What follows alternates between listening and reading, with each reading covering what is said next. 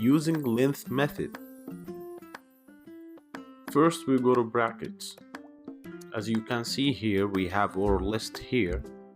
So to use length method that shows how many elements in the list, we type print parenthesis len parenthesis and the list name, which is list.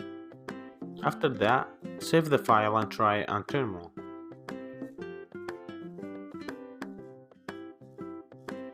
Cool, it's printed that 4 elements, which are correct. Book, apple, dog, camel, they are 4 elements in the list.